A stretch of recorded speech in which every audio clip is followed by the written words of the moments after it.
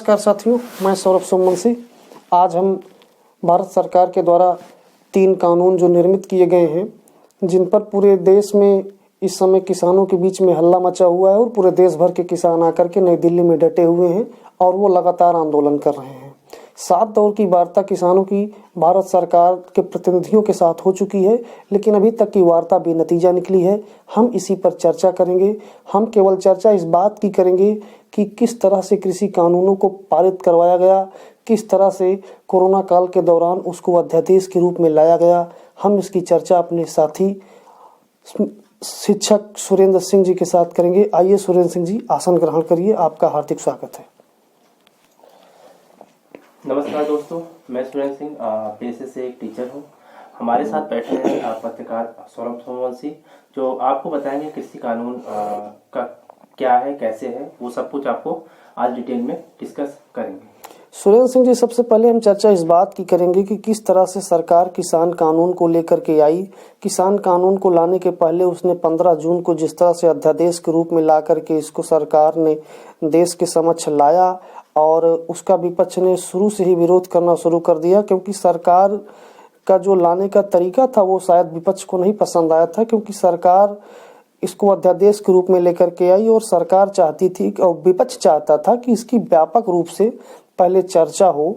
इस पर हम आपसे बात करेंगे। कुल मिलाकर के जो सरकार का रवैया इस कानून को लेकर के आने का था, जो समय था, उस पर विपक्ष प्रश्न चिन्ह उठा रहा है। एक चीज इस पर बात करेंगे, डिस्कस करना चाहेंगे। हम एक चीज आपसे कहना चाहते हैं कि जैसे कि आप हैं पत्रकार, आपको पता है कि न्यूज में कोई भी अध्यादेश आ रहा है, कोई भी कानून आ रहा है, उसको कैसे लाया जाता है, क्या उसका इम्पैक्ट पड़ता है। लेकिन अगर कृषि की बात किया जाए तो कृषि तो देखा जाए तो हमारे इंडिया में, अगर हम आज़ादी के बाद से बात करें तो हमारे इंडिया का जो है मेन जीडीपी ग्रोथ का जो है हिस्सा रहा है। उसको आपने कोरोना काल में इतनी तेजी से उसके ऊपर अध्यादेश या कानून बनाकर जो है इतनी तेजी से आपने मतलब लोकल किसानों से बात भी नहीं की। आपने एक मतलब जैसे लोगों जैसे ग्राम पंचायत हमारे यहाँ है, हर एक सिस्टम ब्लॉक, ठीक है, ब्लॉक व्यवस्थाएं दी गई हैं, ठीक है, जिला की व्यवस्था है, तो उसमें कई सारे संगठन किसानों के होते हैं। उससे ना डिस्कस करके आपने जो है कुछ कमेटियां बनी हुई हैं, इस पे जो है बहुत सारी कमेटियां बनी हुई हैं। आपको पता होगा, देखिए हम भी पढ़ते हैं, ऐसा नहीं कि हमें नहीं पता किसी के बारे में। कृषि जैसे कि राज्य का विषय है, तो ये सब चीजें आप बताइए कि हमें कि कैसे क्या क्या हुआ, सरकार ने क्या किया, कैसे किया, इस सब के बारे में हमें बताइए। देखिए सुरेंद्र सिंह जी, मैं आपको बताना चाहता हूं कि इस समय हिंदुस्तान में किसानों के टोटल 500 से अधिक संगठन हैं। शायद 507 संगठन है, अगर मैं सही बता पा रहा हूं तो 507 संगठन हैं। और विपक्ष का सबसे बड़ा आरोप है कि भारत सरकार ने किसी भी एक संगठन से इस मसले पर कोई चर्चा नहीं की। एक चीज ये है कि किसी मसले पर कोई चर्चा नहीं की। दूसरा समस्या विपक्ष ये बता रहा है कि जिस समय कोरोना काल चल रहा था, पूरा देश घर में कैद था, लोग एक निश्चित समय के लिए अपने घरों से निकल रहे थे केवल सामान, खाद्य सामग्री या दवा या फल खरीदने के लिए। उस समय सरकार इस कानून को लेकर के अध्यादेश के रूप में आई। अब बड़ा प्रश्न ये है कि अध्यादेश क्या है। अध्यादेश, आप एक शिक्षक हैं, आपको भली भांति पता है कि अध्यादेश किसी भी कानून को बनाने का एक दूसरा तरीका है। दूसरा तरीका का मतलब ये कि जब विषम परिस्थिति हो, कोई समस्या हो, संसद का सत्र ना चल रहा हो, उस समय सरकार को यह पावर दिया गया है संविधान में कि वह कानून को बना सकता है और कानून को बना करके अध्यादेश के माध्यम से देश में लागू करवा सकता है। उसको संसद से उस समय पास कराने की आवश्यकता नहीं है। विषम परिस्थिति में वो कानून का ही एक दूसरा रूप होता है और उसको वही सारी चीजें होती हैं, पावर होता है जो एक संसद के द्वारा पारित कानून को होता है। तो सरकार इसको उस रूप में लेकर के आई। अब विपक्ष का कहना ये है कि ये तीनों कानून, जब 3 कानून है, कोई एक या छोटा सा कानून नहीं है, 3 कानून है और तीनों कानून ऐसे हैं जिसका दीर्घकालिक प्रभाव पड़ेगा, पूरे देश में दीर्घकालिक प्रभाव पड़ेगा। दीर्घकालिक प्रभाव जब मैं कहता हूँ तब जो एक बहुत लंबे समय से चला आ रहा है, हिंदुस्तान में देश की आज़ादी के दौरान से ही जो दौर चला आ रहा है, उस दौर में बहुत बड़ा परिवर्तन होगा। किसानों का अर्थव्यवस्था में बहुत बड़ा योगदान है, ये बात अभी आपने कही। तो कुल मिलाकर के यह स्पष्ट है कि किसान और कृषि भारत की अर्थव्यवस्था के एक बहुत बड़े हिस्से हैं। इसको जब आप पूरी तरह से प्रभावित कर रहे हैं तो इस पर एक बड़ी चर्चा होनी चाहिए थी देश में। और अभी आपने एक और बात कही कि कृषि राज्य सूची का विषय है। आप कुछ दिन पहले देखे होंगे जब जीएसटी कानून को पारित कराया गया तो उस समय हमारे देश के वित्त मंत्री अरुण जेटली जी थे, जो कि अब नहीं रहे। तो उन्होंने जीएसटी कानून को पास कराने के पहले कई राज्यों से राय ली थी। बाद में राज्यों की विधानसभाओं ने भी उसको पास किया। उसके बाद वह कानून बना और कानून को अमली जामा पहनाया गया और पूरे देश में वो लागू किया गया। तो यदि सरकार चाहती तो उसको भी इसी तरह से लागू करवा सकती थी, लेकिन सरकार के जो ये तरीके थे अध्यादेश के माध्यम से, इस पर विपक्ष का बड़ा विरोध है। जैसे अभी आपने कहा कि इसमें 507 संगठन है। हाँ, किसानों के 507 संगठन। अगर देखा जाए जो यहाँ प्रोटेस्ट चल रहा है उसमें लगभग कितने संगठनों ने भाग लिया है? उसमें करीब 37 संगठनों ने भाग लिया है जी। तो आपने कहा कि ये कानून अध्यादेश के माध्यम से आया, तो हम ये जानना चाहते हैं क्या कानून अध्यादेश के माध्यम से आया, लेकिन अब कानून वो संसद के दोनों सदनों, लोकसभा और राज्यसभा और राष्ट्रपति के द्वारा पारित हो चुके। अब कानून का रूप कानून का शक्ल वो अब ले चुका है। क्या हम आपसे ये क्वेश्चन करना चाहते हैं, क्या इस अध्यादेश या इस कानून को पारित करने में क्या कृषि संगठनों ने भाग लिया था या नहीं? देखिए, इसमें किसी भी कृषि संगठन से पूछा नहीं गया था। ये था 2016 और 17 का जब बजट आया था तो उस बजट में सरकार ने घोषणा की थी कि हम कृषि कानूनों को, कृषि के जो किसानों की जो आय है उसको दोगुना करेंगे। तो जब दोगुना करेंगे तो दोगुना करेंगे कैसे? नरेंद्र मोदी जी ने इसकी घोषणा की थी और संसद में भी कहा गया था बजट भाषण के दौरान। तो उस समय इसका बहुत मजाक उड़ाया गया था। उसके एक महीना बाद सरकार ने एक कमेटी बनाई, अशोक दलवाई कमेटी, 8 सदस्यीय कमेटी थी। उस कमेटी को ये जिम्मेदारी दी गई कि आप बताइए कैसे दोगुना होगी। तो उस कमेटी ने कुछ दिन पहले अपनी रिपोर्ट दी और उस कमेटी ने ये कहा कि 2022 तक नहीं, 2030 तक भी सरकार किसानों की आय को दोगुना नहीं कर पाएगी। जिस तरह की रीति, नीति और रवैया हमारी सरकारों का अभी तक रहा है, और उन्होंने इस सरकार को भी लपेटे में लिया। तो उसके बाद हुआ ये कि सरकार ये अध्यादेश लेकर के आई। लेकिन बड़ा प्रश्न ये है, जिस सरकार ने अशोक दलवाई कमेटी को बनाया, अशोक दलवाई कमेटी ने अपनी रिपोर्ट दी और अशोक दलवाई कमेटी की रिपोर्ट के आने के बाद जिस तरह से ये 3 अध्यादेश लेकर के आए गए और बाद में उनको कानूनी जामा पहनाया गया। अशोक दलवाई कमेटी की रिपोर्ट 8 खंड या 14 खंड की है, शायद 8 खंड की है। उस कमेटी ने जो भी रिकमेंडेशन किया है उसमें से एक भी रिकमेंडेशन इस तीनों कानूनों में नहीं है। सबसे बड़ी समस्या ये है। तो आपने मेरी बात सुनिए, कुल मिलाकर के भारत सरकार के ऊपर ये आरोप लगाया जाता है कि जिस सरकार ने अशोक दलवाई कमेटी को बनाया, बाद में उस कमेटी की जब रिपोर्ट आती है तो उसको रद्दी की टोकरी में डाल करके 3 कानून लेकर के आए और तीनों कानूनों को जो है आनंद फानंद में देश में लागू करा दिया। समस्या इस बात की है विपक्ष के लिए। तो हम आपसे क्वेश्चन करना चाहते हैं, ये जो अशोक दलवाई कमेटी है जी, क्या इसमें किसी मतलब से संबंधित व्यक्ति ने भाग लिया था, या ये अशोक दलवाई है कौन? ये अशोक दलवाई कृषि मंत्रालय में कोई अधिकारी थे, उन्हीं की शायद सहायक सचिव थे, जहां तक अगर मैं सही हूं तो सहायक सचिव थे। उनके अलावा इसमें 7 सदस्य और थे, वो सारे अधिकारी ही थे। कोई किसान नहीं था, कोई किसान संगठन का कोई अंग नहीं था।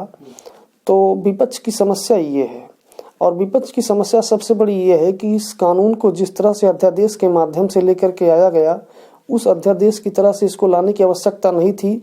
किसी कानून को बनाने के लिए चाहिए तो नियम ये है कि लोकसभा और राज्यसभा में पास कराया जाए। यदि वहाँ पर कोई गफलत है, कोई आशंका है, तो उसको स्टैंडिंग कमेटी को भेजा जाए, भले ही समय लग जाए। यदि कानून अच्छा है तो समय लगता है, लेकिन बाद में कोई अच्छी चीज़ निकल करके आती है, उस पर वाद विवाद होती है। इस कानून की सबसे बड़ी समस्या ये है कि इस पर कोई चर्चा तक नहीं हुई।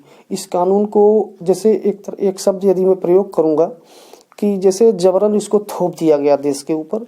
विपक्ष का आरोप ये है, और जहाँ तक मुझे लगता है कि विपक्ष का ये आरोप सही भी है, क्योंकि इसको जिस तरह से पास कराया गया वो तरीका सही नहीं था। अब जैसे कि हम तो एक टीचर हैं पेशेवर, तो हम जैसे कि डिफरेंट टाइप की वीडियोस देखते रहते हैं जो अध्यादेश पे, जैसे कि जो है स्टडी IQ के वीडियो इन्होंने एनालाइज किया था, तो वहां तक तो हमें ये पता था कि ये जो कृषि कानून है इनके हर एक कानूनों में फॉल्ट है, हर एक कानून में जो भी लाया है उसमें फॉल्ट है, कई सारी दिक्कतें हैं, ठीक है।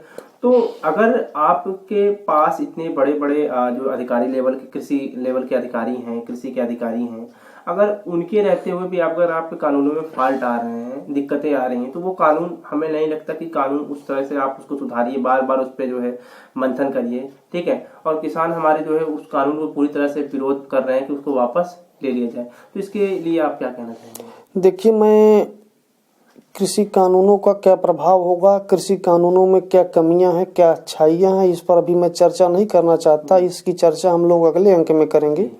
हम लोग केवल इस बात की चर्चा आज कर रहे हैं कि इसको किस तरह से, इस कानूनों को पारित करवाया गया, वह तरीका किस तरह का था, वह तरीका सही था या गलत था, इसका आकलन भी हम नहीं करेंगे। इसका आकलन हमारे श्रोता स्वयं करेंगे कि इसको किस तरह से देखा जाना चाहिए।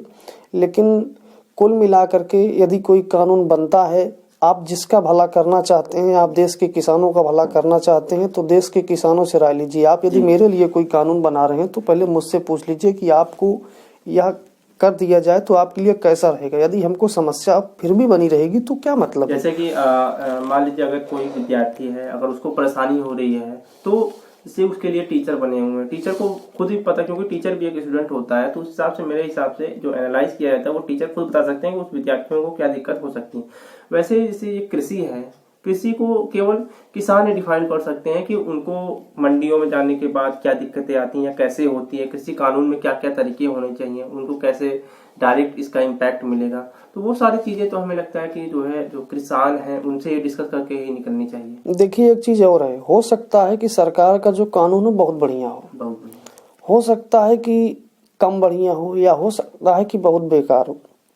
लेकिन सबसे बड़ी बात यह है कि आप यदि किसानों के लिए कानून बना रहे हैं तो किसानों से आप एक बार पूछ लीजिए कि आपके लिए जो कानून बनाया जा रहा है उसमें ये चीजें हैं। हो सकता है किसान और चीजें बताते, उसको भी जोड़ा जाता, उसकी और अच्छाइयाँ सामने आती।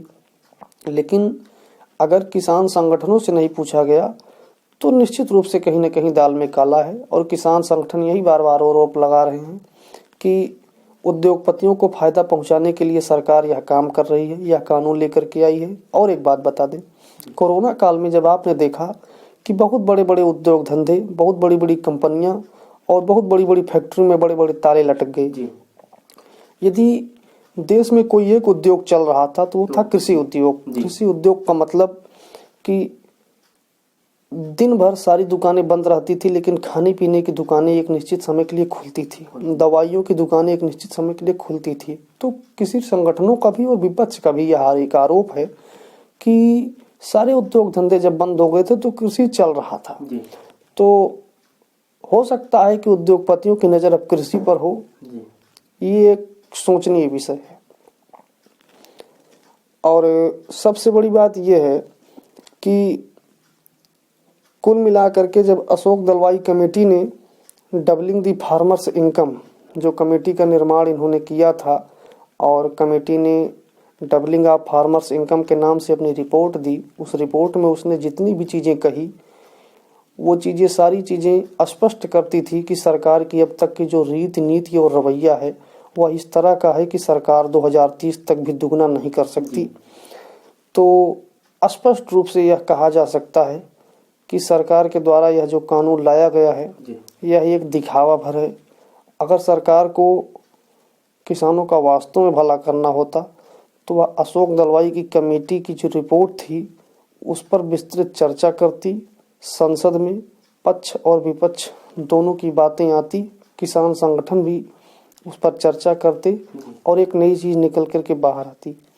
लेकिन सरकार ने जो कानून बनाया, सरकार को भी ये पता है कि उसका दीर्घकालिक परिणाम होगा। बहुत लंबे समय से जो चीज़ें चली आ रही हैं परंपरागत रूप से, उसका बहुत उसका पूरा एकदम काया पलट हो जाएगा। लेकिन उसके बावजूद सरकार ने इस पर ध्यान नहीं दिया, उसको अध्यादेश के माध्यम से लेकर के आई। इस पर बड़ा प्रश्न चिन्ह उठ रहा है सरकार के रवैये पर। जैसे कि आपने कहा कि कमेटी बनाई गई थी, तो मेरे हिसाब से अगर सरकार को सही तरीके से कानून अगर किसी भी बना, क्योंकि कृषि एक व्यापक मुद्दा है, कृषि एक जो है अगर देखा जाए तो पूरे इंडिया में तो हर एक राज्य में आपको, हर एक स्टेट में, हर एक गांव में आपको किसान मिलेंगे जी। तो किसानों में के लिए आपने ग्राम पंचायतें बनाई हैं, उसके बाद फिर ब्लॉक स्तर का आपने ब्लॉक स्तरीय जो व्यवस्था रखी है, ठीक है। तो मेरे हिसाब से अगर आप कमेटी को भी ना लेते हैं, तो अगर आप ग्राम पंचायत या ब्लॉक स्तरीय व्यवस्था भी लेते हैं, वहां पर भी अगर आप इस कानून के बारे में चर्चा करते हैं या लोगों से उसकी राय लेते हैं, ठीक है, तो मेरे हिसाब से वो कानून जो है बेटर देन होता जो है तो ये कानून है। देखिए सुरेंद्र जी, कोई भी कानून हो, कृषि कानूनों को आप थोड़ी देर के लिए छोड़ दीजिए, कोई भी कानून हो, यदि उस पर जितनी चर्चा की जाएगी उतनी ही नई चीजें निकल करके आएंगी। और जैसे कहा जाता है कि दही को आप जितना मथेंगे उतना उसमें से मक्खन निकल करके आएगा। यही तो सबसे बड़ा प्रश्न है कि सरकार अचानक में इसको क्यों लेकर के आई। और एक क्वेश्चन आपसे मेरा ये भी है, जैसे कि हमारा संविधान था जी, तो संविधान में बहुत सारी कमेटियां बनाई गई थी, कई सारी बैठकें हुई थी संविधान को बनाने के लिए, क्योंकि उसको उसमें भारत को हमें चलाना है, इंडिया को रिप्रेजेंट करेगा हमारा जो कॉन्स्टिट्यूशन है। तो उसके लिए जैसे कि 2 वर्ष 18 माह 11 दिन का समय लगा था जी। उसमें से कृषि जो जीडीपी ग्रोथ हमारी, हमने बात की थी इंडिया आजादी के बाद, आजादी से लेकर जो है अभी तक का अगर रिकॉर्ड देखें तो कृषि का उसमें जो है 50 से 40% का रेशियो रहा है। पहले तो 60% का रेशियो था जीडीपी में, लेकिन अब धीरे धीरे जो है मिश्रित अर्थव्यवस्था की ओर भारत जा रहा है, तो उसमें से मतलब 50 से 40 के बीच में रेशियो रहा है। तो कृषि अगर जीडीपी में 40% से लेकर 50% का रेशियो रखता है, तो क्या इस कानून पर, क्या इस अध्यादेश पे इतने भी चर्चा नहीं की जा सकती? या हमारे संविधान को बनाने में 2 वर्ष 18 माह 11 दिन लगे?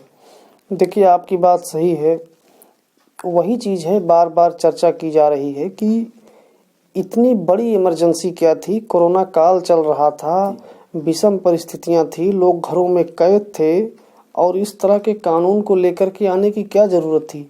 इस पर पहले चर्चा हो जाती, परिचर्चा हो जाती, अगर कोई समस्या थी तो स्टैंडिंग कमेटी को भेज देते, आप राज्यों से सलाह लेते, उसके बाद आप कानून बनाते, आपको कौन रोकता था। और एक चीज आपको बता दें, यदि कोई कानून, सरकार कोई कानून बनाती है, उस पर चर्चा होती है तो विपक्ष उस समय भी विरोध करता है, लेकिन देर सवेर यदि विपक्ष सत्ता में आता है या कोई सत्ता में आता है तो अच्छी चीजों को सभी लोग फॉलो करते हैं।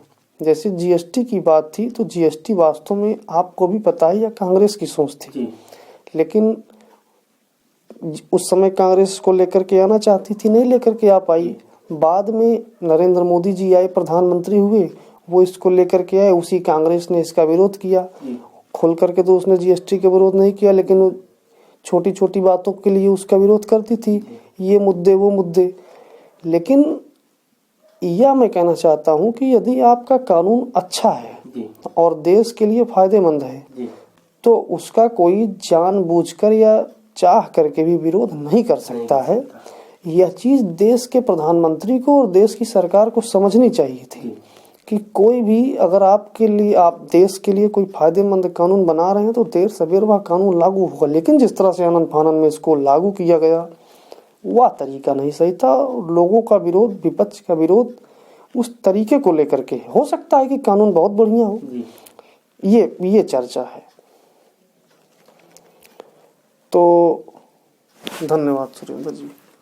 तो सर धन्यवाद, आपने कृषि पर चर्चा की और हमें इससे कई सारी जो है जानकारियां मिली, जिससे कि हम एक शिक्षक हैं तो हम अपने स्टूडेंट को भी बता सकते हैं ये कृषि कानून को बनाने के लिए क्या क्या प्रक्रियाएं अपनाई गई और कैसे कैसे विजन रहा है लोगों का।